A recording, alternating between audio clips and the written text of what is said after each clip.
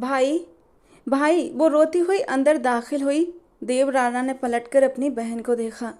वो बहन जिसकी आंखों में उसने कभी आंसू नहीं आने दिए थे, आज वो बेकाबू होकर रो रही थी। बहन की आंखों में आंसू देखकर देव राणा बेकरार हुआ था।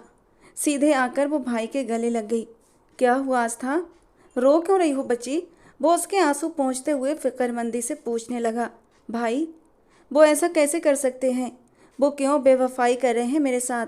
मैंने तो हमेशा उनसे वफा की, फिर वो बेवफाई क्यों कर रहे हैं? आस्था देव की तरफ आंसू भरी आंखों से देखती हुई बोली। नैतिक, क्या किया उसने? देव के माथे पर लाइनें उभर आईं।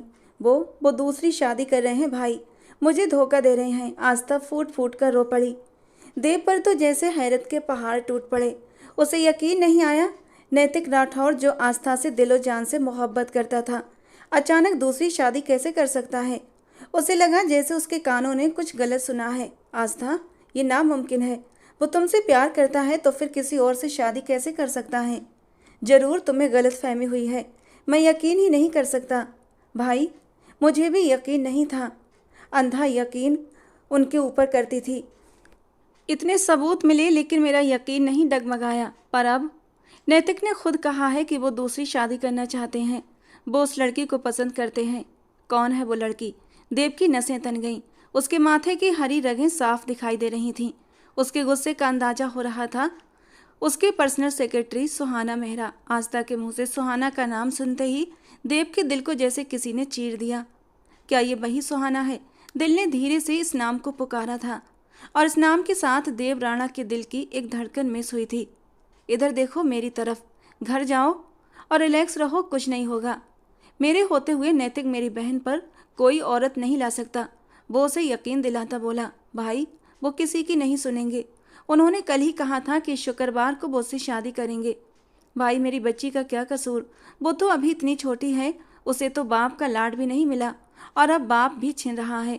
आस्था की बातों ने देव के दिल को बुरी तरह जख्मी कर दिया। आस्था मेरी जान, मेरे बच्चे, भाई के रोते हुए क्यों फिक्र कर रही हो? मैं हूं ना, सब ठीक कर दूंगा। वो उसके आंसू पोंछते हुए उसे तसल्ली देता ड्राइवर के साथ घर भिजवा चुका था, जबकि अब खुद गहरी सोच में था। अपने मोबाइल पर अपने खास आदमी को कॉल लगाई। सुहाना मेहरा नाम की एक लड़की है, नैतिक राठौर की पर्सनल सेक्रेटरी। मुझे उसका पूरा बायोडेटा चाहिए, अगले 1 घंटे में। देव ने सख्त गुस्से और ठोस लहजे में कहा। आज रविवार था, ऑफिस में ज़्यादा काम नहीं था, इसलिए वो आज घर पर ही था और अपनी जान से प्यारी दादी के साथ वक्त गुजार रहा था। माँ बाप की मौत के बाद दादी ने ही दोनों बच्चों को पाला था। देव राणा के लिए उसकी बहन ही सब कुछ थी। आस्था राणा की शादी 2 साल पहले नैतिक राठौर से हुई थी। आस्था और नैतिक एक दूसरे से प्यार करते थे। आस्था देव से 4 साल छोटी थी, लेकिन उसकी शादी नैतिक से उसकी मर्जी से हुई थी। नैतिक और देव गहरे दोस्त थे और देव को नैतिक पर पूरा भरोसा था, इसीलिए अपनी नाजों पली बहन को उसके हवाले कर दिया। नैतिक ने भी आस्था को बहुत प्यार दिया, इतना कि आस्था खुद पर गर्व करने लगी। लेकिन क्या यह प्यार सिर्फ 2 साल का था? 2 साल बाद ही नैतिक के दिल से आस्था का प्यार खत्म हो गया। मर्द कब बदल जाए कुछ पता नहीं चलता। शायद मर्द की नेचर ही ऐसी होती है। घर की बिरयानी भी उसे दाल और बाहर की दाल भी उसे बिरयानी लगती है। देव राणा जितना सोचता जा रहा था उतना ही गुस्सा उसका बढ़ता जा रहा था। वो जल्द से जल्द उस लड़की का पता लगाना चाहता था जिससे उसकी बहन के घर पर डाका डालने की कोशिश की थी। मम्मी उठ जाओ, खाना खा लो, फिर दवाई भी लेनी है। सुहाना ने अपनी बूढ़ी बीमार माँ को सहारा देते हुए उठाया और जबरदस्ती उन्हें खाना खिलाकर दवाई दी। सुहाना, आज ऑफिस नहीं गई तुम? हाँफते हुए सांस के साथ माँ ने अपनी बेटी से पूछा। मम्मी, आज इतवार है, आज ऑफिस की छुट्टी है। सुहाना ने माँ का बिस्तर ठीक करते हुए धीरे से कहा। वैसे वो तेरा जो ऑफिस का बॉस है, जो घर भी आया था, भगवान जिंदगी दे, बहुत अच्छा है, वरना इस दौर में कौन किसी की इतनी परवाह करता है। अर्पिता जी ने कुछ सोचते हुए कहा और अर्पिता जी का बिस्तर साफ करते हुए सुहाना के हाथ एक पल के लिए रुक गए। वो कल से इसी उलझन का शिकार थी, माँ से इस बारे में कैसे बात करे, और आज जब उसकी माँ ने खुद ही नैतिक राठौर का जिक्र छेड़ा तो वो खुद को कहने से रोक न सकी। वो धीरे से उनके सामने आकर खड़ी हो गई और दिल की बात जबान पर ले आई। मम्मी, वो मुझसे शादी करना चाहते हैं। नजरें झुकाए, हाथों की उंगलियां मरोड़ते हुए वो अपनी माँ को अपने दिल की बात बता रही थी। जिस तरह वो अपने होठों को कुचल रही थी, उसकी बेचैनी का अंदाजा लगाया जा सकता था। ये क्या कह रही हो सुहाना? कहाँ वो अमीरजादे और कहाँ हम? अर्पिता जी ने उलझते हुए कहा। मम्मी, वो सब जानते हैं हमारे बारे में, हमारी गरीबी के बारे में। सब कुछ देखते भालते उन्होंने मुझे शादी के लिए कहा है, और अभी नहीं, बहुत पहले से कह रहे थे, लेकिन मैंने ही मना कर दिया था। पर कल ही मैंने उन्हें हाँ कर दी। मम्मी, मैंने कुछ गलत तो नहीं किया ना? वो वहीं माँ के पास बैठते हुए चिंता से पूछ रही थी। जो फैसला तो वो कर चुकी थी, लेकिन अब भी उसका दिल अपने इस फैसले पर बेचैन था। एक बेकरारी सी थी उसके दिल में, जो किसी भी पल दूर नहीं हो पा रही थी। बेटा, सोच समझकर फैसला लेना। अमीर जादों का क्या है, उनका तो बाल भी बांका नहीं होता। हम गरीबों के पास सिर्फ इज्जत ही होती है। अर्पिता जी ने उसे 2 शब्दों में सारी बात समझा दी। जी मम्मी, लेकिन वो बहुत नेक और शरीफ इंसान है। उनकी शराफत की वजह से ही मैं उन्हें हाँ कर रही हूँ। इस शुक्रवार को वो कह रहे थे शादी करेंगे, और आपको पता है मम्मी, उन्होंने कहा है वो आपका पूरा इलाज करवाएंगे। कहते कहते सुहाना की आंखों में थोड़ी सी चमक आई थी। शायद यही एक बहुत बड़ी मजबूरी थी जो वो शादी के लिए हाँ कर गई थी, वरना शादी को लेकर उसके दिल में कोई खुशी पैदा नहीं हो रही थी। सुहाना की इस बात पर अर्पिता जी एक पल को चुप हो गईं। शायद अब उन्हें बेटी की बेचैनी की वजह समझ आ गई थी। सुहाना, क्या तुम मेरी वजह से ये शादी करने को राजी हुई हो? तो बेटा ऐसा मत करो। जिंदगी और मौत तो भगवान के हाथ में है। जो नसीब में है वो होकर रहेगा। मुझे याद है तुमने बहुत पहले किसी लड़के का नाम लिया था जब तुम यूनिवर्सिटी में थी, और तब तुम्हारे पापा ने इनकार कर दिया था। तुम मुझसे प्यार करती थी ना? तो क्या? अर्पिता जी अनजाने में ही सुहाना के जख्मों को कुरेद गईं। न चाहते हुए भी एक खूबसूरत और दिल को मोह लेने वाला चेहरा उसकी आंखों के सामने लहरा गया। 2 चमकती आंखें जिसमें ढेर सारे शिकवे भरे हुए थे, वो अब भी सुहाना से शिकायतें कर रही थीं। उसकी आंखों से आंसू टूट कर हथेलियों पर गिरे, और फिर नामहसूस अंदाज में उसने अपने आंसू पोंछ डाले। मम्मी, वो तो बहुत पुरानी बात है, और वो तो कब की गुजर गई, और उस बात को तो अब 3 साल भी हो गए हैं। भूल जाइए उस बात को। वो कभी मेरा मुकद्दर बन ही नहीं सकता था, क्योंकि वो तो एक शहजादा था, राह भटक कर आ गया था, और फिर उसे अपना रास्ता मिल गया और वो चला गया। सुहाना के शब्दों में दर्द ही दर्द था। उसकी आवाज़ की लड़खड़ाहट उसके दिल की हालत बयान कर रही थी, और उसका दर्द अर्पिता जी अपने दिल में महसूस कर रही थी। मम्मी, आप आराम करें, मैं किचन देख लूँ। अभी वो ये कहकर उठने ही वाली थी कि दरवाजे पर जोर जोर से दस्तक होने लगी। ये इस वक्त कौन आ गया जो इतना जोर जोर से दरवाज़ा बजा रहा है? मैं देखती हूँ मम्मी, आप परेशान ना हो। सुहाना ने उठते हुए दरवाज़ा खोला तो एक पल के लिए उसकी सांसें जैसे थम सी गई थीं। सामने खड़े आदमी को देखकर उसे लगा जैसे वक्त वहीं रुक गया हो। काले चश्मे आंखों पर लगाए, दोनों हाथ अपनी पैंट की जेब में डाले, वो सूट बूट में खड़ा कोई और नहीं बल्कि देव राणा ही था। आप? सुहाना को कुछ समझ न आया कि वो क्या कहे। 3 साल पहले के देव और अब के देव में बहुत फर्क था। पहले हर वक्त शरारती और लापरवाह सा रहने वाला देव अब काफ़ी सीरियस और रौबदार पर्सनालिटी का मालिक बन चुका था। देव बिना उसकी बात का जवाब दिए दरवाजे को जोर से धक्का देता अंदर दाखिल हुआ। पूरे घर पर एक उड़ती हुई नज़र डाली। घर के एक एक कोने से गरीबी झलक रही थी। उसके पीछे पीछे उसके 2 बॉडीगार्ड्स भी बंदूक के साथ अंदर आए थे। सुहाना के माथे पर इस बार 2 सिलवटें उभर आईं। आप ऐसे कैसे अंदर आ सकते हैं? चलिए बाहर। सुहाना ने गुस्से से उन हथियारबंद लोगों की तरफ उंगली उठाकर बाहर निकलने को कहा। सॉरी, देर हो गई। अचानक देव का खास दोस्त आनंद आहूजा अंदर आया। तुम यहीं वेट करो, मैं आता हूँ, देव ने आनंद से कहा, और फिर सुहाना की ओर मुड़ा। अंदर चलो, बात करनी है तुमसे, देव ने सख्त लहजे में कहा, और खुद भी अंदर की तरफ बढ़ गया। सुहाना अपने दोनों होठ भींचे उसके पीछे ही अंदर आई। देव जाकर सीधे अर्पिता जी के पास बैठ गया। वो उन्हें गौर से देख रहा था, जबकि अर्पिता जी उसे उलझन भरी नज़रों से देखने लगी। सुहाना को अंदर आता देखकर उनकी सांस में सांस आई। सुहाना, ये? अर्पिता जी ने देव की ओर इशारा करते हुए पूछा। आंटी, मेरा नाम देव राणा है। देव ने चश्मा उतारते हुए अपना परिचय दिया, और आज मैं यहाँ आपकी बेटी से शादी करने आया हूँ। बस आपकी इजाज़त चाहता हूँ। वही सपाट अंदाज। सुहाना के तो पैरों तले से जमीन निकल गई। अर्पिता जी एक अजनबी के मुंह से इस तरह शादी की बात सुनकर हैरान हुई थी, लेकिन फिर उसके नाम पर सोच में पड़ गई। मैं आपसे शादी क्यों करूँगी, और आप मेरे साथ ज़बरदस्ती नहीं कर सकते, मिस्टर देव राणा। सुहाना के माथे पर बल पड़े। देव अपनी जगह से उठकर पैंट की जेब में हाथ डाले धीरे धीरे कदम उठाता हुआ उसके पास आया। उसकी आंखों की लाल नसों को देखते ही वो सहम गई और 2 कदम पीछे हटी। यही एक चीज थी जो 3 सालों में बिल्कुल नहीं बदली थी, उसके देखने का अंदाज। जब भी वो गुस्से में होता उसकी आंखें ऐसे ही लाल नशीली हो जाया करती थी। क्योंकि मैं कह रहा हूँ, बहुत प्यार से, बहुत आराम से, वरना मुझे और भी बहुत से तरीके आते हैं, पर उन्हें मैं अपनाना नहीं चाहता। अगर इज्जत से बात बन जाए तो ज़्यादा अच्छा रहेगा, तुम्हारे लिए भी और मेरे लिए भी। देव ने बिना किसी भाव के सुहाना की आंखों में देखते हुए कहा, आप पागल हो गए हैं? मैं ऐसे कैसे आपसे शादी कर सकती हूँ? सुहाना ने धीरे से बड़बड़ाया। ठीक वैसे ही जैसे तुम इस शुक्रवार को शादी के लिए राजी हुई थी। वो उसके करीब आता हुआ ठंडी निगाहों से उसकी रूह तक को कपा देने को तैयार था और सुहाना का गला सूख गया। आपको कैसे पता चला?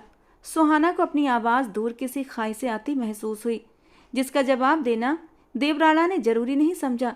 वो अर्पिता जी की ओर मुड़ा। आंटी, अगर आपकी इजाज़त हो तो मैं पंडित जी को बुलवा लूँ? देर हो रही है, मुझे और भी बहुत से काम हैं। जिस काम का इरादा कर लूँ उसे पूरा करके ही दम लेता हूँ, इसीलिए मैं पंडित जी का इंतजाम पहले ही कर चुका हूँ। बस आपकी हाँ की देर है। अपनी कलाई पर बंधी घड़ी को देखते हुए वो माथे पर बल डालकर बोला, हरगिज नहीं, मैंने किसी और के साथ कमिटमेंट की है। तो तुम्हारी कमिटमेंट की मेरी नज़र में 1% भी अहमियत नहीं है। सुना तुमने मिस सुहाना मेहरा? वो 2 इंच का फासला भी तय करते हुए उसे दीवार में समा जाने पर मजबूर कर गया। आंटी, आप भी बड़ी चालाक निकली। जवान बेटी न जाने कब से शादी के लिए इंतजार में बैठी है, और आपने इसकी शादी अब तक इसलिए नहीं की ना ताकि कोई अमीर लड़का आए और उसकी जवानी को कैश कर सके। वो इतने कड़वे और अपमान भरे शब्दों में बात कर रहा था कि सुहाना की आंखों में आंसू आ गए। उसकी बात पर अर्पिता जी के चेहरे पर भी एक अंधेरा सा साया लहराया। इस जवानी को कैश करवाने के लिए मुझसे बेहतर आपको कोई और नहीं मिलेगा। आनंद, जाओ पंडित जी को लेकर आओ, मैं इंतजार कर रहा हूँ। वो वहीं से अपने दोस्त आनंद से बोला तो उसने सिर हिलाते हुए बाहर का रुख किया। आप मेरे साथ जबरदस्ती नहीं कर सकते देव। सुहाना ने प्रतिरोध करने की कोशिश की। अभी नहीं की, और उम्मीद करता हूँ कि तुम मुझे जबरदस्ती करने पर मजबूर भी नहीं करोगी, क्योंकि देव राणा के पास ऑप्शन बहुत हैं, और बात अगर पहले ऑप्शन पर ही निपट जाए तो मुझे और किसी की जरूरत नहीं पड़ती। देव ने अपनी जैकेट के अंदर से उसे गन दिखा दी तो वो दांत भींच कर रह गई। देव की बातों से उसका मन किया कि या तो देव को कहीं गायब कर दे या फिर खुद को, लेकिन वो जानती थी कि देव कितना जिद्दी है। सुहाना चलते हुए अपनी माँ के पास आई। मम्मी, उसकी आंखों में आंसू थे। ये वही है ना जिससे 3 साल पहले तुम? वो धीमे से पूछ रही थी। सुहाना ने आंसू रोकते हुए सिर झुका लिया। अर्पिता जी ने सामने खड़े देव राणा को देखा। वो एक खूबसूरत और अमीर मर्द था, जिसकी सुनहरी आंखों में उन्होंने अपनी बेटी के लिए एक चीज़ बहुत गहराई से देखी थी, और वो थी इज्जत और जुनून। थोड़ी देर बाद ही पंडित जी घर के अंदर दाखिल हो चुके थे। उसके गार्ड और उसके दोस्त आनंद ने शादी का इंतजाम घर के आंगन में ही कर दिया। सुहाना इस शादी के लिए रजामंद नहीं थी। उसे बार बार नैतिक राठौर से की गई कमिटमेंट याद आ रही थी। न जाने जब उसे पता चलेगा कि मेरी शादी हो गई है तो उसका क्या रिएक्शन होगा। सोचते हुए सुहाना ने गहरी सांस ली, लेकिन देव की तरफ देखने की हिम्मत नहीं जुटा पाई। वो था ही ऐसा, अपने सामने खड़े इंसान को 2 मिनट में जमीन पर लाने का हुनर जानता था। 3 साल तक, पूरे 3 साल तक वो उससे दूर रहा। जिस दिन सुहाना ने उसके प्रपोजल को ठुकराया तब वो सिर्फ 18 साल की थी, और उसने एफएससी करके यूनिवर्सिटी में एडमिशन लिया ही था। उस समय देव का लास्ट ईयर था। उसे सुहाना पहली नज़र में ही पसंद आ गई थी, और सिर्फ 6 महीने के अंदर ही उसने सुहाना को शादी के लिए प्रपोज कर दिया। लेकिन सुहाना ने उसे मना कर दिया। देव एक ऐसा इंसान था जिसे अपनी अहमियत बहुत प्यारी थी। उसने ये तक नहीं पूछा कि इनकार की वजह क्या है। सुहाना का इनकार सीधे उसके दिल पर जाकर लगा था, और उसके इनकार के बाद वो ऐसे दूर हुआ जैसे कभी मिला ही ना था। देव को इनकार करके सुहाना भी खुश ना रह सकी। उसका दिल भी जाने अनजाने देव का इंतजार करने लगा था, लेकिन वो लौट कर ना आया। कितने लम्हे आए जब सुहाना को देव की ज़रूरत महसूस हुई, लेकिन देव कहीं नहीं था। देव के जाने के बाद सुहाना की ज़िंदगी में एक दिन भी ऐसा ना गुजरा जब उसने देव को याद न किया हो। लेकिन इन 3 सालों में देव ने एक ही शहर में रहते हुए भी एक दिन भी उससे मिलने की कोशिश नहीं की थी। और इस बात को सोचते हुए सुहाना ने अपनी आंखें बंद कर लीं। हर दुख, हर गम अकेले सहा। और आज जब नई जिंदगी शुरू करने का वक्त आया तो कैसे पहुंच गया। सुहाना ने गुस्से से दांत पीसते हुए इस बार उसे देखा, जो लगातार उसके चेहरे के बदलते भावों को देखे जा रहा था। सुहाना ने उसकी सुनहरी आंखों में एक ठंडक सी लहर महसूस की थी, तो फौरन नजरें झुका लीं। और फिर सुहाना ने शादी के लिए कोई ना नुक्कड़ नहीं की थी, चुपचाप शादी की रस्में पूरी करती जा रही थी। विवाह संपन्न हुआ। पंडित जी के कहते ही देव राणा ने अपने दोस्त आनंद से कहा, आनंद, उन्हें हॉस्पिटल लेकर जाना और आगे का प्रोसीजर भी तुम जानते हो ना। किसी भी प्रकार की शिकायत नहीं मिलनी चाहिए मुझे। वो संजीदगी से आनंद से कहता सुहाना की ओर मुड़ा। और तुम मेरे साथ चल रही हो अभी इसी वक्त। देव की बात पर सुहाना ने अपनी माँ की ओर देखा तो उन्होंने आंखों के इशारे से उसे तसल्ली दी। देव बाहर निकला तो सुहाना उसके पीछे लपकी। मैं आपके साथ कहीं नहीं जाऊंगी देव, आपने शादी कर ली ना, अब मुझे मजबूर मत करें किसी भी बात के लिए, वो गुस्से से बोली। तो देव वहीं कदमों में पलट गया। ये सब तुम उस वक्त भी नहीं कह सकी जब तुमसे मेरा कोई रिश्ता नहीं था, और अब तो तुम मेरी पत्नी हो।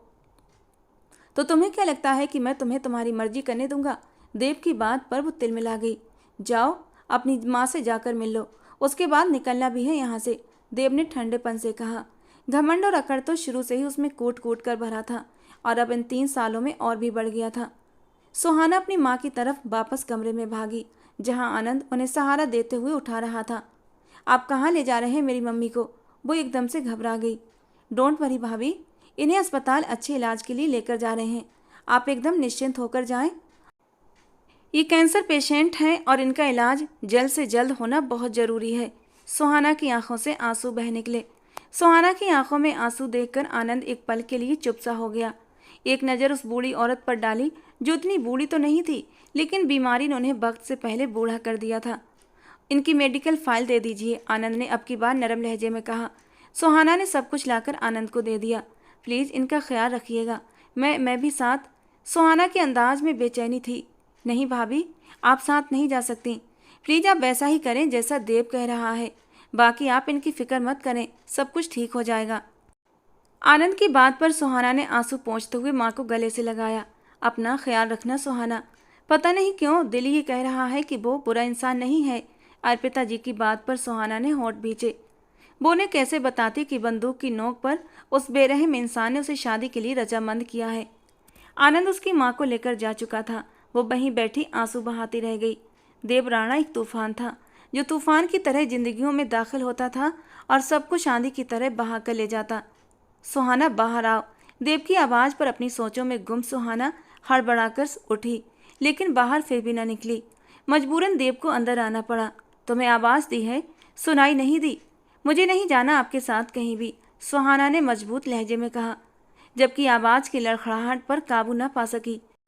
तुम्हारी इतनी हिम्मत नहीं कि तुम मुझे इनकार कर सको, देव राणा ने दांत पीसते हुए उसके करीब आते हुए कहा। हाँ, कर सकती हूँ।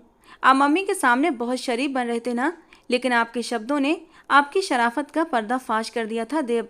आपको शर्म आनी चाहिए कि एक माँ से इस कदर सख्त अंदाज में। ओहो, मेरे शब्दों ने तुम्हें तकलीफ पहुँचाई, और जो तुम करने जा रही थी वो किस खाते में आता है, देव ने गुस्सा दबाते हुए कहा। मैं कुछ भी करूं, आप कौन होते हैं मुझसे सवाल जवाब करने वाले। मेरी ज़िंदगी है और मैं अपनी ज़िंदगी के फैसले लेने के हक रखती हूँ। सुहाना की बात पर वो अपनी मुट्ठियाँ सख्ती से भींच गया। मेरे पास फ़िलहाल इतना वक्त नहीं कि तुमसे बहस करूँ, चलो मेरे साथ। वो उसकी कलाई को सख्ती से थामे कमरे की दहलीज से बाहर निकलने लगा। सुहाना उसकी सख्त गिरफ्त पर सिसक कर रह गई। उसे लिए वो गाड़ी की ओर बढ़ता जा रहा था। उस घर को एक नज़र देखता वहाँ से निकल गया। अब सब कुछ ही बदलने वाला था। नैतिक राठौर लगातार सुहाना के नंबर पर कॉल कर रहा था, लेकिन नंबर लगातार बंद आ रहा था। आज ऑफिस से छुट्टी थी, लेकिन शाम को उसका प्लान था कि वो सुहाना के साथ एक 5 स्टार होटल में डिनर करेगा, पर वो नहीं आई। अब जब वो घर पहुंचा तो उसका मूड काफ़ी ख़राब था। सुहाना कॉल भी पिक नहीं कर रही थी और नैतिक को उसकी इस कदर लापरवाही पर गुस्सा भी आ रहा था। और उसी पल नन्ही दीपा के रोने की आवाज़ आई तो नैतिक के चेहरे पर गुस्से के भाव उभरे। ये क्यों रो रही है? आस्था, चुप कराओ इसे, वो जोर से चिल्लाया, जिस पर अंदर कमरे में मौजूद आस्था उसकी कड़कदार आवाज़ पर सहम गई। दीपा काफी वक्त से रो रही थी। शायद उसके पेट में दर्द था। वो दूध भी नहीं पी रही थी। आस्था पहले ही उसकी वजह से परेशान थी, अब नैतिक के गुस्सा करने पर और भी परेशान हो गई थी। दीपा को सीने से लगाया तो वो और भी जोर से रोई। गुस्से में नैतिक अंदर आया। कैसी माँ हो तुम, एक बच्ची को चुप नहीं करवा सकती, वो गुस्से से दहाड़ा। सुहाना के ना आने का सारा गुस्सा अब वो आस्था पर उतार रहा था। मुझे नहीं पता क्यों रो रही है, आस्था ने भी रोते हुए जवाब दिया। ये क्या बात हुई, माँ बनने का तो बहुत शौक था तुम्हें, अगर संभाली नहीं जाती औलाद तो पैदा क्यों की। नैतिक की सख्त बातों पर आस्था ने हैरानी से उसे देखा। उसे यकीन आया कि ये वही नैतिक है जिसे औलाद में बेटियां सबसे प्यारी लगती थीं, और आज अपनी बेटी के लिए वो कितना सख्त हो रहा था। आस्था ने दिल पर पत्थर रखकर रुख फेर लिया और फिर से दीपा को सीने से लगाए चुप करवाने लगी, लेकिन वो भी बिल्कुल चुप नहीं हो रही थी। सोमना माँ, सोमना माँ, नैतिक ने वहीं से नौकरानी को आवाज़ें लगाईं। वो उनके घर की बहुत ही पुरानी नौकरानी थी और अब काफ़ी बूढ़ी हो चुकी थी। नैतिक ने उन्हें पुकारा तो वो मुश्किल से अपने कमरे से निकलती बाहर आईं। उनकी तबीयत काफ़ी ख़राब थी आज, इसलिए आस्था ने उन्हें नहीं बुलाया था, वरना वो देसी टोटके करती और दीपा को संभाल लेती। क्या हुआ बेटा, ये बच्ची क्यों रो रही है इतना, उन्होंने फिक्रमंदी से पूछा। सोमना माँ प्लीज़ देखिए इसे, लगातार रो रो कर इसने मेरा दिमाग ख़राब कर दिया है। थोड़ी देर को घर आता हूँ वो भी सुकून नहीं, नैतिक ने गुस्सा बर्दाश्त करते हुए कहा, जबकि सोमना माँ अब दीपा को अपनी गोद में लिए उसके पेट पर अलग अलग जगह पर हाथ रखकर उसे चेक कर रही थी कि उसे कहाँ कहाँ दर्द हो रहा है। आस्था वहीं पास खड़ी अपने आंसू पोंछती बेटी की ओर देख रही थी। दीपा 1 साल की होने वाली थी, शायद दूध हजम नहीं हुआ। बेटा, उसकी दूध हजम करने वाली ड्रॉप्स दिए थे ना डॉक्टर ने, अब वो आस्था से पूछ रही थी। आस्था ने हाँ में सर हिलाया। नैतिक बेटा, बच्ची को हॉस्पिटल ले जाओ, बहुत ज़्यादा दर्द है इसे, डॉक्टर ही देखेगा अब। इस बच्ची का लगातार रोना अब की बार नैतिक को भी बेचैन कर गया। नैतिक ने आगे बढ़कर दीपा को अपनी गोद में उठाया। दीपा बाप की गोद में आते ही उसके सीने से जा लगी। बेख्तियार नैतिक उसकी पीठ सहलाने लगा। थोड़ी देर में दीपा के आंसुओं में कमी आने लगी। आस्था और सोमना माँ ने भी हैरानी से ये मंजर देखा। थोड़ी ही देर में दीपा का रोना थम गया था।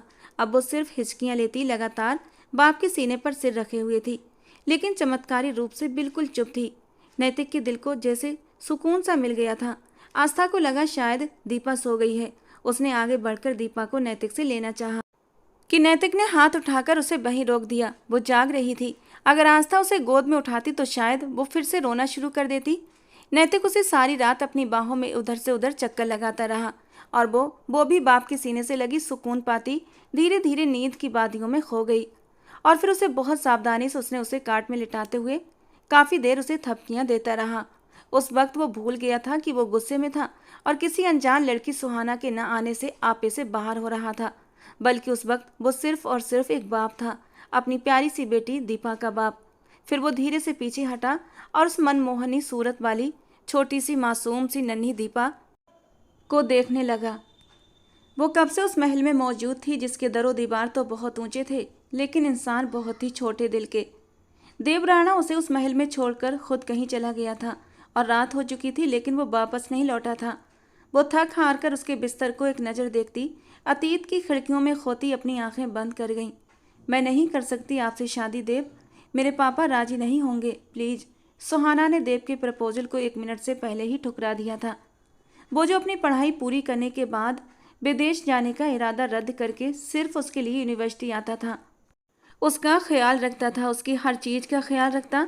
देव को वो बहुत मासूम लगती और उसकी मासूमियत ही उसे बार बार अपनी ओर खींचती, लेकिन वो वक्त तो बर्बाद किए बिना उसे शादी कर लेना चाहता था। सारी दुनिया से उस मासूम परी को छुपा कर रखना चाहता था, लेकिन सुहाना के इनकार ने उसे पल में नरम मिजाज इंसान को सख्त बना दिया था। वो कोई आम इंसान नहीं था जिसे वो ठुकरा रही थी, वो देव राणा था, एक मिलेनियर जिसके आगे पीछे एक दुनिया फिरती थी।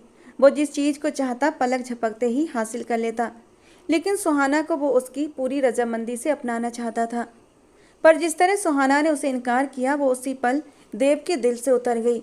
वो नहीं पूछ सका कि वो इनकार क्यों कर रही है। वो बिल्कुल चुप था।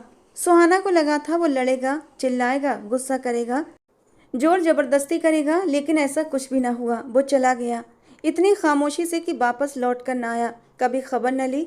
वो हिंदुस्तान छोड़कर ही चला गया और सुहाना अकेली रह गई। सोचते हुए सुहाना ने एक सिसकी ली। वो कितना जालिम था, ये अंदाजा तो उसे 3 साल पहले ही हो चुका था, जब उस वक्त वो ना रुका, ना पलटा और ना ही पूछा। आज अगर 3 साल बाद वो वापस लौटा था तो जरूर उसके पीछे कोई तो वजह होगी, और आते ही शादी भी कर ली। सुहाना का दिल जोरों से धड़का। ये मुझसे बदला? सुहाना सर पकड़ कर बैठ गई। कुछ भी तो समझ नहीं आ रहा था। कोई गुत्थी सुलझ ही नहीं रही थी जब तक खुद देव सुलझा न देता। रात के 12 बज रहे थे। घड़ी की टिक टिक सुनते वो लगातार पेपर बेट से खेल रहा था। पूरा ऑफिस खाली हो चुका था, लेकिन वो अकेला बैठा किसी गहरी सोच में था। सुहाना मेहरा, उसकी जिंदगी में आने वाली पहली लड़की जिसे उसने दिल से पसंद किया था, और वो लड़की उसकी मोहब्बत को ठुकरा गई थी। और आज 3 साल बाद एक ऐसे आदमी से शादी करने जा रही थी जो न सिर्फ शादीशुदा था बल्कि उसकी बहन का पति था। वो कैसे इतना गिर सकती थी? कुछ पैसों की खातिर उसने सीट की पीठ से टेक लगाकर आंखें बंद कर लीं।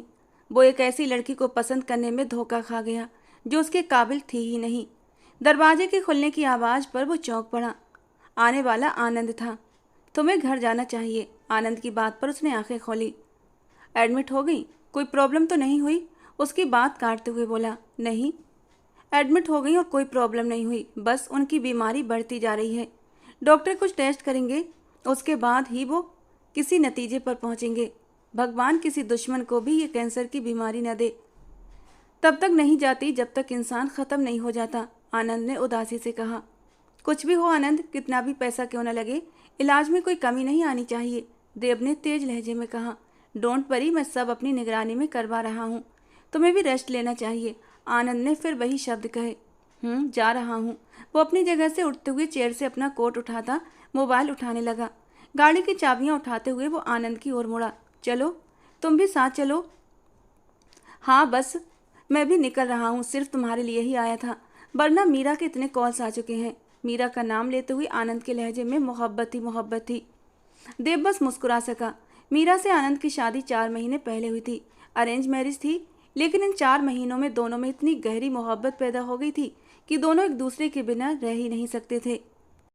देव ने जैसे ही घर में कदम रखा, सन्नाटे ने उसका स्वागत किया। वो ऑफिस में बैठा काफ़ी देर आस्था की कॉल का इंतजार करता रहा था, लेकिन उसने कोई संपर्क नहीं किया।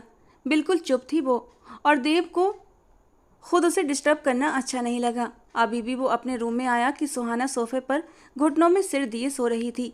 उसकी नज़र बिस्तर पर गई जहाँ एक भी सिलवट नहीं थी, मतलब वो बिस्तर पर गई ही नहीं। देव ने होंठ भींचे और अपना कोट एक तरफ सोफे पर फेंका, लेकिन वो मज़े से ठंड में सुकड़ी सिमटी सोई थी। देव उसे ऐसे सोते देख थोड़ा हैरान हुआ, लेकिन अगले पल उसने उसे उठाया और अपने सामने खड़ा कर दिया। वो गहरी नींद में थी। उसके उठने पर लड़खड़ाती नींद में झूलती जमीन पर गिरने लगी कि देव ने उसकी कलाई को मजबूती से पकड़ लिया और वापस सीधा करके खड़ा किया, तो उसकी आंखें धीरे से खुलीं। अपने सामने देव को देख एक पल के लिए वो बिल्कुल गुमसुम हो गई, लेकिन अगले पल उसका दिमाग जाग गया। वो अपने सामने उस गुस्सैल इंसान को देखती बुरी तरह घबराई। अपनी कलाई छुड़ाने की पूरी कोशिश की, लेकिन देव की पकड़ और भी सख्त होती चली गई। क्यों क्यों किया तुमने ऐसा? क्यों कि मेरे साथ बेवफाई? वो उससे सवाल कर रहा था, जिसका जवाब सुहाना के पास नहीं था। मेरी कलाई छोड़िए देव, मुझे दर्द हो रहा है, वो दर्द से बिलबिलाती बोली। मुझे भी दर्द हुआ था जब तुमने 3 साल पहले मुझे ठुकरा दिया था। एक झटके से उसकी कलाई छोड़ता वो उसे सोफे पर धक्का दे गया। आप खुद छोड़कर गए थे देव, वो धीमे से बोलते हुए अपनी सफाई दे रही थी। तुमने, वो सोफे के आसपास हाथ रखकर उस पर झुका, तुमने मुझे रिजेक्ट किया था देव राणा को, जो कोई रास्ते से चलता आम इंसान नहीं बल्कि एक ब्रांड है, एक मिलेनियर जो दुनिया को रिजेक्ट करता है। उसे तुमने 1 मिनट में बिना सोचे समझे रिजेक्ट कर दिया। क्यों? वो गुस्से से बल खाता 3 साल पहले किए गए प्यार के सवाल का जवाब आज मांग रहा था। प्लीज़ देव, पीछे हटिए, आप मुझे ऐसे टीज नहीं कर सकते। वो उसके फौलादी कटावदार सीने को दोनों हाथों से पुश करती रुंधे अंदाज में बोली। तुम सोच भी नहीं सकती इस शादी के बाद अब मैं आगे क्या करने वाला हूँ। शादीशुदा मर्दों के सामने खुद को प्लेट में सजाकर पेश कर रही थी ना तुम, अपनी इस जवानी को कैश करना चाहती थी ना। चलो अब मैं पूरी करता हूँ तुम्हारी ये ख्वाहिश। देव, वो बेयकीनी और गुस्से से उसका हाथ झटक गई, जिस पर देव को और भी गुस्सा आया और खींच कर उसे अपनी बाहों में थामे अपने बहुत करीब किया। 1 करोड़ शादी के नाम पर तुम्हारे अकाउंट में दिए हैं, और 1 करोड़ कोई छोटी रकम नहीं होती। मुझे नहीं चाहिए आपके पैसे, मुझे अपनी मम्मी के पास जाना है, सुहाना बच्चों की तरह रोते हुए बोली। लेकिन इस शुक्रवार को तो तुम अपनी मम्मी को वैसे ही छोड़कर जा रही थी ना, किसी से शादी करके। वो ठंडे लहजे में गरजते हुए बोला, मुझे छोड़िए, आप मुझे हर्ट नहीं कर सकते। वो दर्द से चिल्लाई, क्योंकि देव ने उसके जबड़ों के मजबूती से दबोच रखा था। देव को किस बात का गुस्सा था, ये उसे अभी तक समझ नहीं आ रहा था। 3 साल पहले सुहाना ने उसे रिजेक्ट कर दिया था। क्या इस बात का बदला लेना चाहता था? देव ने सुहाना को बिस्तर पर जोर से पटक दिया, जबकि खुद अपनी टाई की नॉट खोलते हुए उसे ढीला करते गहरी और गुस्सीली नजरों से सुहाना को देखा। सुहाना ने डरते हुए देव को देखा। उसे आज देव के इरादे नेक नहीं लगे। प्लीज देव, मेरे साथ ऐसा कुछ मत कीजिएगा कि मैं अपनी नज़रों में गिर जाऊं। अच्छा, तो तुम्हारा ईमान अभी तक जिंदा है? देव की बात पर वो पीछे की ओर सरकती हुई, आप क्यों मुझसे गुस्सा है देव? मैंने क्या किया है? 3 साल पहले जो तुम्हें रिजेक्ट किया, क्या उसका बदला लेने के लिए आपने मुझसे शादी की? सुहाना ने रोते हुए पूछा। Shut up, just shut up, Dev ने गुस्से में आकर कहा। अगर मुझे बदला लेना होता इस बात का तो 3 साल तक इंतजार न करता। देव राणा को कौन रोक सकता था? कोई नहीं। लेकिन मैं लौट गया, हट गया पीछे, कि महबूब का सम्मान पहला तरीका है मोहब्बत के तरीकों में। वो इतनी गहरी बात कर गया कि सुहाना उसे देखती रही। फिर आपने ये शादी जबरदस्ती क्यों की? उसे अभी तक इस शादी की वजह यही समझ आ रही थी जो उसने बोली, लेकिन देव की बात पर वो उलझन में पड़ गई। तुमसे शादी इसलिए कि ताकि मेरी बहन का घर खराब ना हो, वो दुख और दर्द से बोला। बहन का घर? सुहाना अभी भी उलझन में थी। तुम्हें शर्म नहीं आई एक शादीशुदा इंसान से शादी करने का सोचते हुए? ये भी नहीं सोचा ये घर बर्बाद होगा तुम्हारी वजह से? देव गुस्से से दहाड़ा। सुहाना ने कानों पर हाथ रख लिए। नैतिक राठौर से क्या संबंध है तुम्हारा? अब वो सीधा उससे सवाल जवाब कर रहा था। नैतिक राठौर? धीरे से इस नाम को दोहराते हुए वो उलझन का शिकार थी। ज्यादा नाटक करने की जरूरत नहीं। तुम नैतिक राठौर से इसी शुक्रवार को शादी करने वाली थीं, ये जानते हुए भी कि वो शादीशुदा है, एक बच्ची का बाप है। फिर कैसे मान गई तुम? इस हद तक कैसे गिर सकती हो तुम? देव की बात पूरी होते ही सुहाना ने हैरानी से उसे देखा। सर, नैतिक शादीशुदा है? उसे यकीन न आया। एक बेटी का बाप भी है। वो देव की बात पर गहरी सोच में डूब गई। ऐसा नामुमकिन है, इतना बड़ा धोखा।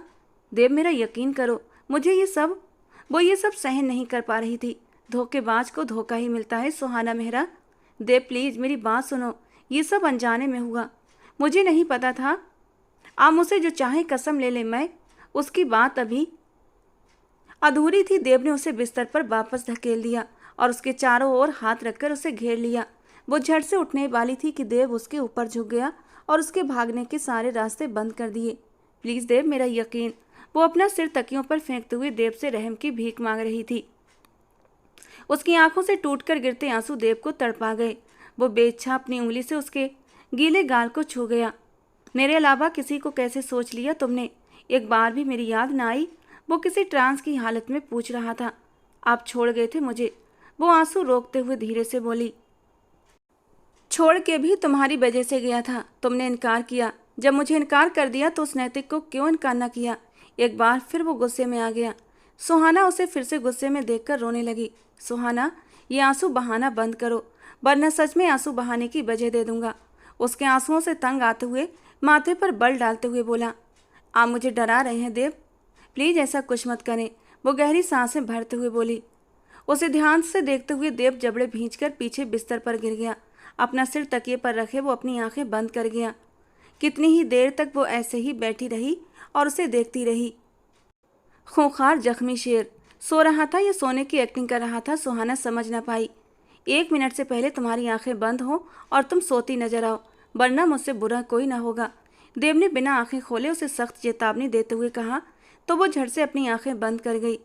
देव उठकर बाथरूम की ओर बढ़ गया, जबकि उसके दिमाग में नैतिक की बातें गूंज रही थीं। शादी करोगी मुझसे? तुम्हारी सादगी ने अट्रैक्ट किया है मुझे खुशी है कि तुम्हारी जिंदगी में आने वाला पहला आदमी मैं हूँ। अब से तुम्हारी हर परेशानी मेरी है। तुम बस खुद को मेरे लिए तैयार करो और सारी फिक्रों से आज़ाद हो जाओ। सुहाना की आंखों से आंसू बह निकले। वो कैसे उसकी बातों में आ गई। वो एक शादीशुदा आदमी था और सुहाना को अफसोस हो रहा था कि वो उस इंसान को पहचान क्यों ना पाई। जिंदगी के सफ़र में इस जालिम आदमी के समाज में बिना किसी जायज रिश्ते के वो अब और नहीं जी पा रही थी। उसके पड़ोस में एक घर था। वो एक गुंडा था और इन दिनों हाथ धोकर सुहाना के पीछे पड़ा था, जिसका उसने अब तक किसी से जिक्र नहीं किया था। पर नैतिक राठौर से शादी की वजह यही भी थी, और दूसरी वजह उसकी माँ का इलाज था, जिसे वो बहुत अच्छे से करवाने का वादा कर चुका था। पर देव राणा ने तो ऐसा कोई वादा नहीं किया था। फिर भी सब कुछ समझते हुए उसने सबसे पहले बिना कहे उसकी माँ को अस्पताल पहुंचाया। सुहाना एकदम उठकर बैठ गई। उसे लगा जैसे कमरे में ऑक्सीजन की कमी हो गई हो। कहीं मुझसे कुछ गलत तो नहीं हो गया? देवराणा की मोहब्बत को ठुकराकर मैं इन 3 सालों में बहुत पछताई हूँ। क्या ये बात उन्हें बता दूँ? वो गहरी सोच में डूब गई कि उसी पल बाथरूम से निकलते हुए काली सैंडो और लूज ट्राउजर में गीले बालों को तौलिए से पोंछता हुआ वो बाहर निकला। सुहाना का दिल उछलकर गले में आ गया। घबराकर उसने आईने में उसे देखा। लगता है तुम्हें मुझसे हैवी डोज चाहिए जो अभी तक जाग रही हो, मानीखेज लहजे में तीखे अंदाज में कहता वो उसकी ओर मुड़ा था कि अगले ही पल वो बिस्तर पर लेटते हुए करवट बदल गई, जबकि 2 आंसू टूटते हुए तकिए में समा गए। देवराणा कमरे में नहीं रुका। अपनी सिगरेट और लाइटर लेते हुए वो कमरे से बाहर निकल गया। सुहाना ने सख्ती से आंखें मीचते हुए खुद को हिम्मत दी। सुबह का सूरज राठौर हाउस में खुशियां लाया था। अब ये दुख दे या फिर सुख, ये तो वक्त ने तय करना था। आस्था की आंखें दीपा के रोने से खुली। इससे पहले आस्था उसे उठाती, नैतिक राठौर ने उसे उठाकर अपने सीने से लगा लिया, लेकिन उसे भूख लग रही थी। वो मुंह बिसूरते हुए रो रही थी। नैतिक राठौर ने उसे धीरे से आस्था को थमाया। आस्था की गोदी में आते ही वो शांति से मुंह में उंगली डालते हुए उसे चूसने लगी। नैतिक राठौर बाथरूम की ओर बढ़ गया, जबकि आस्था उसे फीड करवाने लगी। एक शांति की लहर उसके पूरे शरीर में दौड़ गई और दिल ही दिल में उसने अपने भगवान का धन्यवाद किया। नैतिक अब सुधरने लगा था। जो इरादा उसने अपनी दूसरी शादी का बनाया था उसने उसे छोड़ दिया था, पर वो नहीं जानती थी आने वाले समय में उसकी परीक्षा भी खत्म नहीं हुई थी। दीपा फीड करते हुए सो गई थी और आस्था भी बैठे बैठे उसे फीड करवाते हुए आंख लगा गई थी। और आंख तब खुली जब नैतिक राठौर दीपा को उसकी गोदी से उठाकर बहुत सावधानी से वापस काट में लिटा रहा था। वो हड़बड़ाकर सीधी हो गई। उसे नींद का अच्छा खासा गलबा था। ठीक होकर लेटो, नैतिक राठौर ने धीरे से कहते हुए उसका सिर तकिए पर रखा और उस पर कंबल उड़ा दिया। आस्था उसकी इतनी देखभाल पर दिलो जान से खुश हो गई थी। यही देखभाल तो कहीं खो गई थी उसकी, जो आस्था के जीने की वजह थी। आस्था के चेहरे को हल्की सी मुस्कान ने छुआ, जबकि नैतिक राठौर मॉर्निंग वॉक के लिए निकल रहा था। देवराणा की सारी रात आंखों में कटी। सिगरेट फूंकते हुए अब वो सिगरेट को एस्ट्रे में मसल गया। वो कमरे में नहीं रुका था। जानता था गुस्से में वो उस नाजुक सी लड़की को नुकसान पहुंचा देगा या ऐसी चोट देगा कि बाद में खुद से भी नजरें न मिला सके। भले वो उस पर गुस्सा था, तीव्र गुस्से में, लेकिन थी तो वो उसकी मोहब्बत। दिल उसका आज भी तलबगार था, जिसे देवराणा ने डांट कर चुप करवा दिया था। वापस कमरे की ओर आया तो वो सो रही थी या जाग रही थी उसे नहीं पता। देवराणा नजरअंदाज करता हुआ बाथरूम की ओर चला गया। सीने में जलती आग को शावर के नीचे ठंडे पानी के नीचे खड़े होकर बुझा सकता था, जो रात से ही बढ़ती जा रही थी। नैतिक राठौर इस वक्त ऑफिस में मौजूद था। सुहाना अचानक से गायब हो गई थी, लेकिन वो कहाँ जा सकती थी उसे नहीं पता था। उसके घर अपना आदमी भेजकर पता करवाया, लेकिन वहाँ भी ताला था। उसे इस समय सुहाना की चिंता हो रही थी। दोस्त दुश्मन हर जगह थे और उसे यही चिंता ज़्यादा सताने लगी थी कि कहीं उसे किसी ने कोई नुकसान न पहुंचाया हो। अभी वो इन्हीं सोचों में उलझा हुआ था कि उसका मोबाइल बजा। फ़ोन करने वाला देवराणा था। कॉल रिसीव की तो कुछ पल दूसरी ओर चुप्पी थी। कैसे हो? देवराणा की आवाज़ पर नैतिक राठौर सोच की दुनिया से बाहर आया। मुझे क्या होना है? नैतिक राठौर का लहजा बेपरवाह था। गुड, होना भी नहीं चाहिए। वैसे भी आज रात एक सरप्राइज है तुम्हारे लिए मेरी तरफ से। देवराणा की बात पर वो चौंका। कैसा सरप्राइज? वो तो आज रात बताऊंगा। खैर, एक बहुत बड़ी पार्टी अरेंज कर रहा हूँ। तुम और आस्था दोनों इनवाइटेड हो। देवराणा उसे इनवाइट करता हुआ उसकी कोई भी बात सुने बिना कॉल काट गया। बहन को फ़ोन करके अब उसे अपने रिसेप्शन की सूचना दी थी। भाई, अचानक कैसे रिसेप्शन? मतलब आपने शादी कब की? वो सख्त हैरान हुई। कल ही, और आज रात रिसेप्शन, देवराणा ने उसे बताया। लेकिन भाई, कौन है वो लड़की? आपने कुछ भी नहीं बताया। आ जाओगी तो खुद मिल लेना। नैतिक राठौर को सिर्फ पार्टी का बताया है, रिसेप्शन का नहीं। वो उसे और भी समझाता हुआ कॉल काट गया। आज की रात नैतिक राठौर तुम्हारे लिए एक बहुत बड़ा शौक होगा, और जिस तरह तुमने मेरी बहन को तड़पाया है, जिस तरह वो रोई है, अब तुम्हारी तड़प का मजा मैं लूँगा। वो उठता हुआ खिड़की के पास आया और दिल ही दिल में नैतिक राठौर से बोला। रिसेप्शन की सभी तैयारियां पूरी हो चुकी थीं। सब कुछ आनंद ने खुद किया था और अपनी पत्नी मीरा को लेकर वो शहर के सबसे बड़े बैंक्वेट हॉल में पहुंच चुका था, जहां इस समय पार्टी की रौनकें शुरू होने वाली थीं।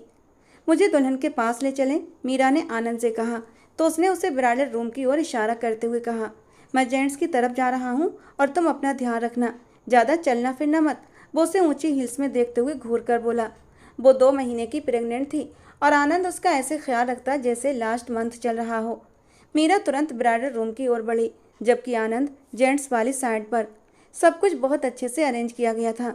नैतिक राठौर और आस्था भी आ चुके थे, लेकिन देव राणा से अब तक दोनों की मुलाकात नहीं हुई थी। नैतिक राठौर आस्था के पास खड़ा दीपा को उसकी गोदी से ले रहा था, जो बार बार उसके पास आने को मचल रही थी। तभी लाइट्स ऑन हो गई और एक स्पॉट लाइट्स देव राणा और उसके साथ खड़ी लड़की पर जा ठहरी। नैतिक राठौर की नज़र उठी तो पलटने का भी न सोच पाया। वो कोई और नहीं, सुहाना थी। लेकिन सुहाना देव राणा के साथ। नैतिक राठौर के माथे पर बल पड़ गए। मिले हो तुम हमको बड़े नसीबों से, चुराया है मैंने तुमको किस्मत की लकीरों से। म्यूजिक की आवाज़ सुनते ही नैतिक राठौर होश में आया। ये कैसे हो सकता है? सुहाना देव राणा से? वो ऊंची आवाज में बड़बड़ाया। पास खड़ी आस्था ने उसकी बात सुनते हुए फिर से गौर से भाई के साथ खड़ी उस लड़की को देखा। नैतिक के हाव भाव से आस्था को समझते देर न लगी। वो सारा खेल समझ गई थी। वो बहुत खूबसूरत थी। वो उस लड़की के साथ अपना मुकाबला करने लगी। खूबसूरत तो आस्था भी कम नहीं थी। ऐसा क्या था उस लड़की में जो नैतिक राठौर उसका दीवाना हो रहा था? नैतिक तेजी से स्टेज की ओर बढ़ा, जहां देव राणा और सुहाना एक साथ खड़े थे। चेहरे चमक रहे थे। सभी उनकी जोड़ी की तारीफ कर रहे थे। कॉन्ग्रेचुलेशंस भाई, आपने तो अचानक से सरप्राइज ही कर दिया। इससे पहले नैतिक कुछ कहता, आस्था ने आगे बढ़कर देव राणा को बधाई दी। नैतिक के कदम थम गए। अपने सामने नैतिक राठौर को देखते हुए एक पल को सुहाना के चेहरे का रंग फीका हुआ। चेहरे पर जो झूठी मुस्कान थी पल भर में गायब हो गई। नैतिक राठौर ने गहरी नजरों से उसे घूरते हुए देखा। क्या बात है नैतिक राठौर, तुम बधाई नहीं दोगे? देव राणा ने उसकी नज़रों का फोकस सुहाना की ओर देखते हुए सख्त लहजे में पूछा। नैतिक ने होंठ भींचे और राणा की ओर देखा और बिना कुछ कहे वापस नीचे उतर गया। लंबे लंबे डग भरता हुआ वहां से चला गया। आस्था की आंखें आंसुओं से तर हो गईं। देव राणा ने उसे अपने सीने से लगाकर हौसला दिया। दीपा को उसकी गोद से लेते हुए अब वो प्यार से उसके चेहरे को चूम रहा था और वो मामा की गोदी में आते ही खिलखिला दी थी। आस्था सुहाना के पास जाते हुए उसका हाथ थाम गई। उसका हाथ बर्फ की तरह ठंडा था। आप ठीक हैं? आस्था की मुस्कान बड़ी प्यारी थी। एक पल को सुहाना उसकी मुस्कान देखकर खोसी गई। शायद ये लड़की भी नहीं जानती होगी कि उसका पति मुझसे, वरना वो इतने प्यार से कभी मुझसे बात न करती। सुहाना दिल ही दिल में सोच रही थी, आप बहुत खूबसूरत हैं। मेरे भाई दिल के बहुत अच्छे हैं। अगर उन्होंने आपको अपनाया है तो ये रिश्ता अपनी आखिरी सांस तक निभाएंगे। आस्था उसके होठों पर मुस्कान देते हुए चेहरे को देखकर नरम लहजे में बोली। सुहाना ने गहरी सांस भरते हुए नजरें झुका लीं। वो दिल ही दिल में इस अच्छी लड़की से शर्मिंदा होने लगी, जिसको वो अनजाने में घर बर्बाद करने जा रही थी। वो तो इस लड़की से माफ़ी भी नहीं मांग पा रही थी। इस कार्यक्रम में नैतिक राठौर वापस नहीं आया। कार्यक्रम के अंत में देव राणा खुद अपनी बहन को छोड़ने आया था। कार से उतरते हुए उसने एक अलविदाई नज़र सुहाना पर डाली, जो एक बहुत बड़ी शॉल में लिपटी फ्रंट सीट पर बैठी थी। देव ने आस्था की गोदी से सोई दीपा को उठाया और उसे लेकर राठौर हाउस में एंटर हुआ। बाय भाभी, अपना ख्याल रखना, फिर मुलाकात होगी, आस्था ने प्यार से उसकी ओर देखते हुए कहा। सुहाना ने भी प्यारी सी मुस्कान से उसकी ओर देखा और वो नीचे उतर गई। दोनों ने ही चुप रहकर एक दूसरे का भरम बनाए रखा था। कुछ ही देर बाद देव राणा वापस आया और गाड़ी में बैठते हुए गाड़ी को रोड पर डाल दिया। दोनों के बीच चुप्पी थी। सुहाना ने डरते हुए देव राणा को देखा, जो एक हाथ से ड्राइव कर रहा था और दूसरे हाथ से किसी का नंबर डायल कर रहा था। उसके माथे पर इस समय चिंता की लकीरें थीं। सुहाना ने अपनी नजरें झुका लीं। हेलो आनंद, कहाँ हो तुम?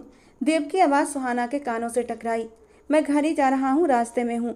आनंद भी गाड़ी चला रहा था, जबकि साथ वाली सीट पर बैठी मीरा नींद से ऊँग रही थी। इन दिनों से नींद भी बहुत आने लगी थी। ठीक है, बाद में बात होती है। देव समझ गया था वो अपनी पत्नी के साथ है, इसलिए और बात नहीं की और कॉल काट दी। अब वो किसी और का नंबर डायल करने लगा कि अचानक उसके हाथ से स्टीयरिंग छूट गया और गाड़ी असंतुलित हो गई। देव, सुहाना ने चिल्लाते हुए देव की बाह पकड़ ली। देव ने मोबाइल छोड़ा, स्टीयरिंग को मजबूती से पकड़ा और गाड़ी को जोर से ब्रेक लगा दी। गाड़ी एक झटके से रुक गई। देव की बाह पकड़े होने के बावजूद उसका सिर डैशबोर्ड से जा टकराया। एक पल के लिए सुहाना को लगा पूरी दुनिया घूम गई। उसने अपना माथा पकड़ लिया और अपनी आंखें कसकर बंद कर ली। देव ने बिना उसकी ओर देखे गाड़ी को रिवर्स किया था। सामने एक गहरी खाई थी। अगर थोड़ी सी भी देर हो जाती ब्रेक लगाने में तो वो दोनों गाड़ी समेत खाई में गिर जाते। उसने बहुत आराम से गाड़ी को रिवर्स करते हुए रोड पर डाला। उस समय उसका दिमाग बुरी तरह भ्रमित था, क्योंकि नैतिक राठौर घर नहीं पहुंचा था और वो उसका पता लगाने की कोशिश में पागल हो रहा था। आस्था की आंखों के आंसू उसे बेचैन कर रहे थे। वो नैतिक राठौर को कहाँ ढूंढे। वो मोबाइल वापस नीचे से उठाकर अपने खास आदमी को कॉल करने लगा, जिसने जल्दी ही नैतिक का पता निकाल लेना था। लेकिन उससे पहले ही आस्था का मैसेज आ गया कि नैतिक घर आ गया है। देव राणा ने राहत की गहरी सांस ली।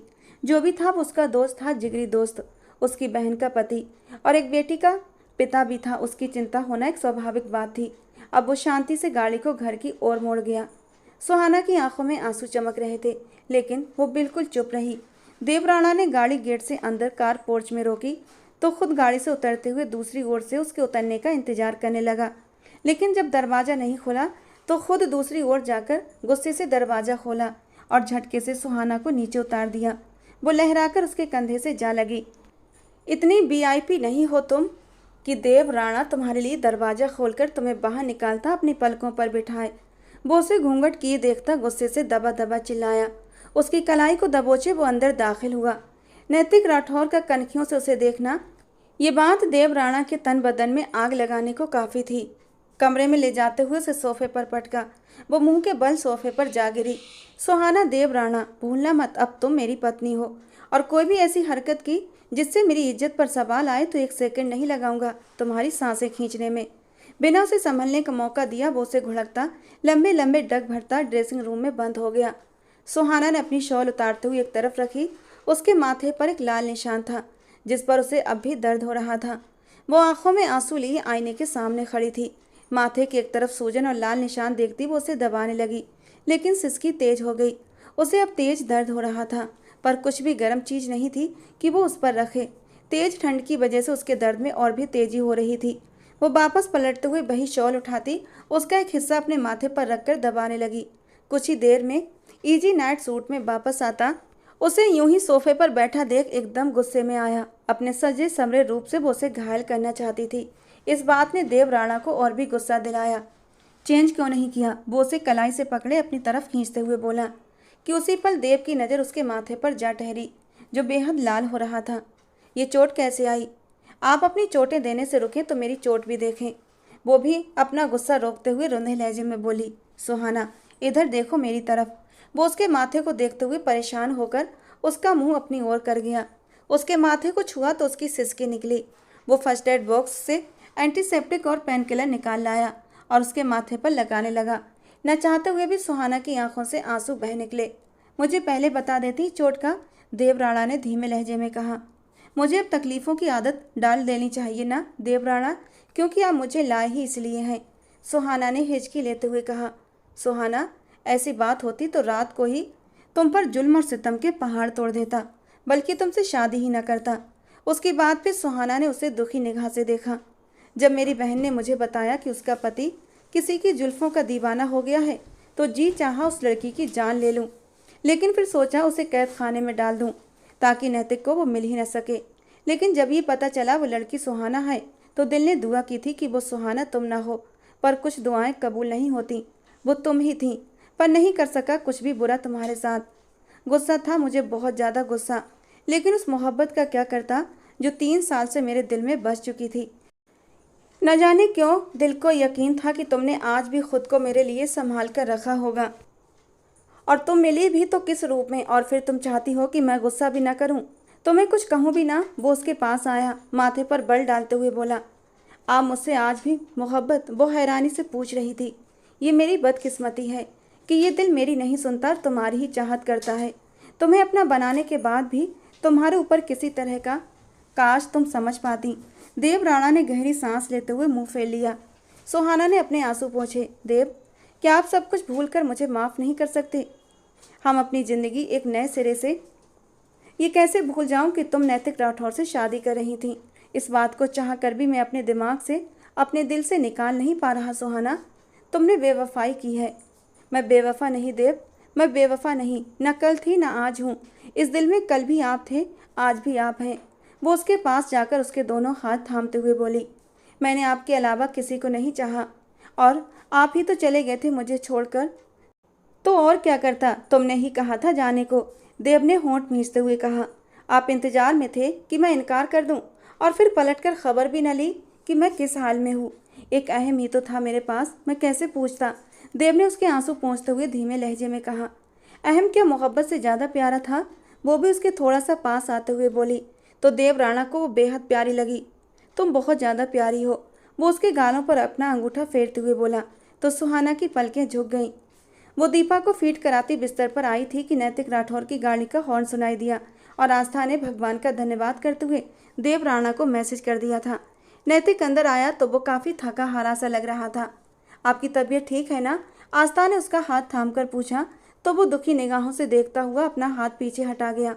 तुम्हारे भाई ने अच्छा नहीं किया, मैं उसे छोड़ूंगा नहीं, वो गुस्से से बोला। तो आस्था अपनी जगह से उठकर खड़ी हुई। मतलब अब वो लड़की उसके भाई की पत्नी थी और नैतिक अभी भी बाज नहीं आ रहे थे। ठीक है, आपको जो करना है आप कर लें, लेकिन आपको मुझे तलाक देनी होगी। आस्था ने अपने आंसू अंदर ही अंदर पीते हुए बिना डरे उससे कहा। तो अगले ही पल नैतिक राठौर ने गुस्से से उसके गले पर हाथ रखा, लेकिन जरा भी पकड़ कड़ी न की। आस्था का दिल उछलकर गले में आ गया। खबरदार, जो अपने लबों से दोबारा ये लफ्ज़ निकाला तो जान ले लूँगा तुम्हारी। मेरे नाम के साथ तुम्हारा नाम हमेशा जुड़ा रहेगा, मरते दम तक, समझी तुम? वो उसे दीवार से लगाते हुए धीमे लहजे में गुर्राया। क्यों? आपका एक औरत से दिल भर गया तो आप दूसरी शादी कर रहे हैं। मैं क्या शोपीस हूँ जिसे ज़बरदस्ती अपने नाम के साथ जोड़कर रखना चाहते हैं? मैं भी एक इंसान हूँ, जीती जागती आपकी बच्ची की माँ हूँ। लेकिन आपका दिल तो बाहर की औरतों के लिए मचल रहा है ना? मुझ में तो अब कुछ बचा ही नहीं जो आप मेरे पास। आस्था, अपनी जबान को लगाम दो, उतना ही खोलो जितना बाद में सह सको। वो से गुर्राते हुए बोला। छोड़िए मुझे और जाइए जिसके पास जाना है। बस समझ लीजिए आस्था मर गई। वो रोते हुए उसे पीछे धकेलती उसके सीने पर दोनों हाथ मारती अपना चेहरा छुपाए बुरी तरह रो पड़ी। और आस्था की बात पर नैतिक के दिल पर एक घूंसा सा पड़ा था। आस्था जो उसकी जिंदगी थी, उसके मरने की बात सुनते ही उसका दिल तड़प उठा। उसे नहीं पता वो कैसे राह से भटक गया था, कैसे सुहाना की मासूमियत पर मर मिटा था। लेकिन आज आस्था को रोते देखकर उसकी आंखों के पड़े हर पर्दे हट चुके थे। नैतिक ने उसे अपनी बाहों में भरते हुए उसकी कमर को सहलाया। आज आस्था ने अपने होने का एहसास दिलाया तो वो दिल ही दिल में खुद से शर्मिंदा हुआ। कैसा इंसान था जो अपनी स्वर्ग जैसी दुनिया को छोड़कर अपने लिए नर्क बना रहा था। उसके माथे पर प्यार देते हुए उसने अपने सीने से लगा लिया। एक नज़र सोई हुई दीपा को देखा तो भगवान का धन्यवाद किया कि वो भटकने से बच गया। खबरदार, जो आज के बाद मरने की बात की, खुद अपने हाथों से तुम्हारी और अपनी जान एक कर दूंगा, समझी तुम? कहते कहते वो आस्था को अपने सीने में भींच गया था। एक ऐसा सुकून मिला था उसे जो उसके अंदर तक उतर गया था। नादान था वो जो इस सुकून से भाग रहा था, और आस्था की आंखों से खुशी के आंसू निकल पड़े। भगवान ने उसका घर टूटने से बचा लिया था। क्या हुआ, तुम सोई नहीं अभी तक? सुहाना को करवट बदलकर अपनी ओर देखते हुए वो धीरे से पूछने लगा। आप बहुत अच्छे हैं देवराणा, आपकी जगह कोई और होता तो शायद। मेरी जगह कोई और कैसे हो सकता था सुहाना? वो उसके करीब आता, उसके दोनों ओर हाथ रखता, उसके चेहरे पर अपनी गर्म सांसें छोड़ता। उसका दिल जोर से धड़का गया। देव। 3 साल पहले की तरह वो उसे फिर से उसी नाम से पुकार रही थी। उसकी आंखों में जलते दियों को देखते हुए देव ने धीरे से उसका दुपट्टा उतारकर एक ओर रखा। सुहाना, आई नीड यू, अब 1 मिनट भी तुमसे दूर नहीं रह सकता। वो उसके होंठों पर झुकता उसे अपनी बाहों में ले गया। सुहाना उसकी शर्ट को मुट्ठी में भींचे उसकी शिद्दत भरे स्पर्श को अपने अंदर तक महसूस कर रही थी, और सुहाना के नरम वजूद को महसूस करते ही देव बुरी तरह बेकाबू हुआ था। उसे हर पर्दे से आज़ाद करता हुआ वो उसके नरम वजूद पर अपनी मोहब्बत की निशानियां छोड़ने लगा। सुहाना कब अब देव से दूर रहना चाहती थी। वो उसकी बाहों में ऐसे टूट कर बिखरी जैसे सदियों की प्यासी हो, और देव ने अपनी मोहब्बत की बारिश में भिगोकर उसकी प्यास मिटा दी थी। इस दिल की मोहब्बत हो तुम, मेरी ज़िंदगी जीने की तमन्ना हो तुम, कभी दिल से दूर मत जाना, मेरे इश्क की आरजू हो तुम। देवराणा सब कुछ भुलाकर अपनी ज़िंदगी सुहाना के साथ जीने का फैसला कर चुका था। दोस्तों, कहानी को लेकर अपनी राय जरूर देना। पसंद आई हो तो प्लीज़ लाइक करना। रोज़ एक नई और रोमांटिक कहानी सुनने के लिए हमारे चैनल को सब्सक्राइब करना। मिलते हैं दोस्तों अगली किसी नई रोमांटिक कहानी के साथ।